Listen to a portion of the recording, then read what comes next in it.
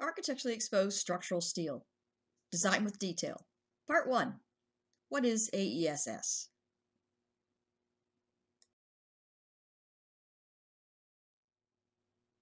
This presentation is brought to you by the Association of Collegiate Schools of Architecture. My name is Terry Meyer-Boak. I teach architecture at the University of Waterloo, and my passion is steel.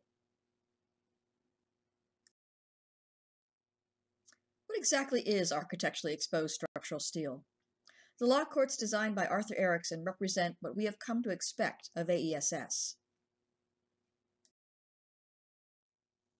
Architecturally exposed structural steel is steel that has been purposefully left exposed, but it must first fulfill structural functions. It is normally a critical part of the architectural aesthetic of the space. It usually requires detailing, finish, and handling that demands more attention and care than regular structural steel. It adds to the cost of the contract. The concepts in detailing in AESS have at their roots much of the energy that came out of high-tech architecture during the 1970s and early 1980s.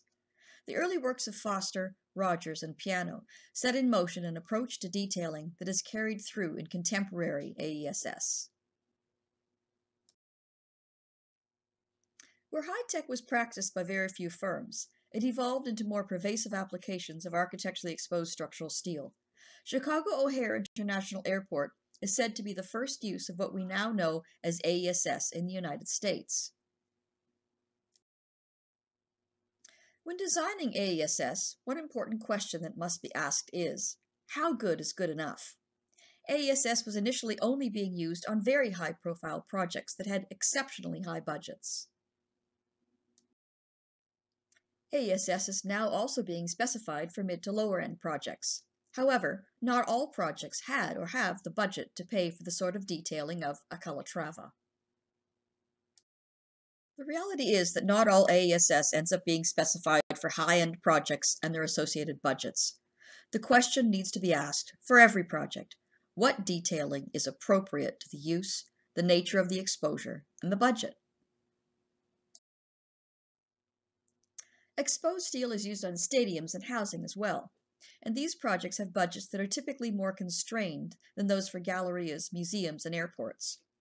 The detail of the Sydney Housing Balcony Support System is making more use of channels and tubes, with a reduced use of expensive custom fabricated work. The steel detailing for the Ottawa Airport is a bit fussier, with more crisp lines and custom plate work, including some curved plate at the crotch of the detail. There are subtle differences between applications of AESS that might appear on the surface to be quite the same. This is a function of the use of standard off-the-shelf components like HSS tubes, wide flange sections, angles, and channels, versus elements that are so precise as to require custom fabrication from steel plate. The shard elements are all fabricated from custom plate, and the Torre Diagonal uses rectangular HSS sections.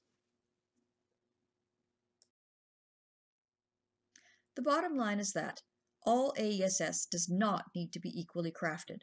Not to say that it should not be properly crafted, but not all situations or projects either need or can afford the same level of fabrication detailing. Problems have been identified in specifying the design of AESS using current standards.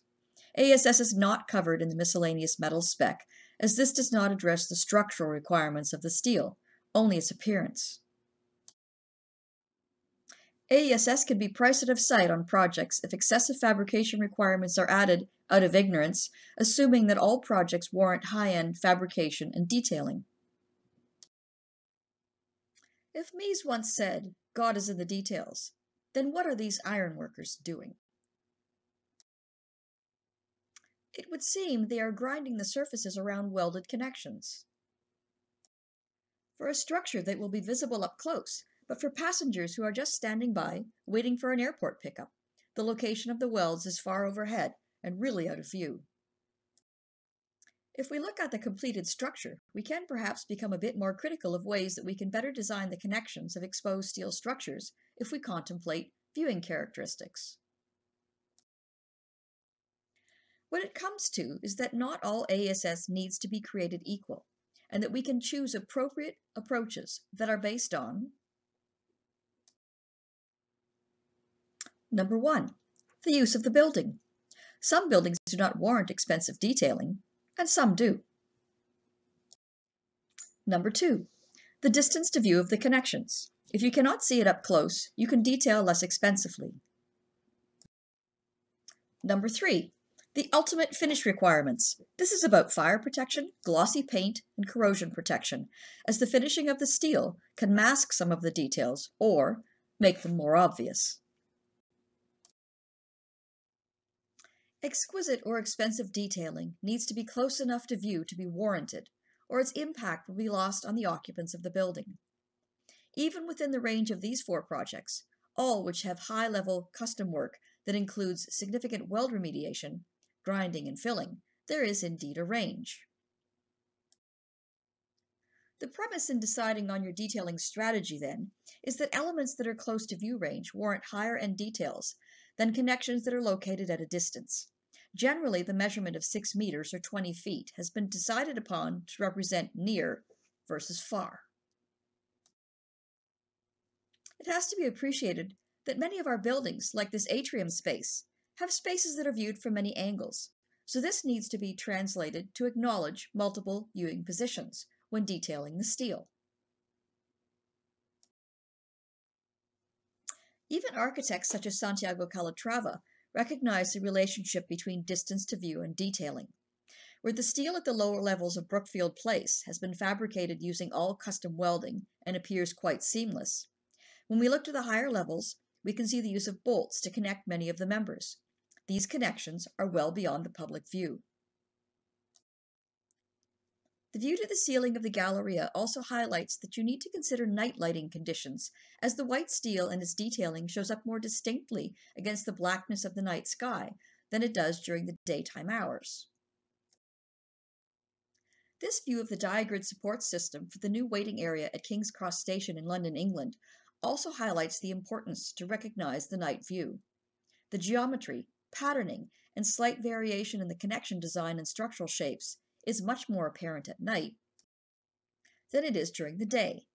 This is a very successful use of AESS in a public space and one that impacts thousands of travelers each day. The connection details for the tubular diagrid at King's Cross have been differentiated based on those located distant to view and those located close up. Welding is used in both instances, but the precision for the distant connections is less precise, which helps the economy of the structure without compromising appearance. I've only touched upon some of the basic ideas behind the exposure of steel in design.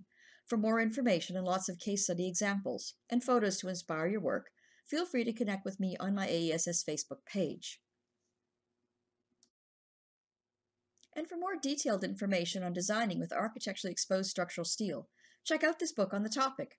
It is filled with plenty of photos like the ones included in this presentation, and more valuable tips on fabrication, erection, design, and detailing.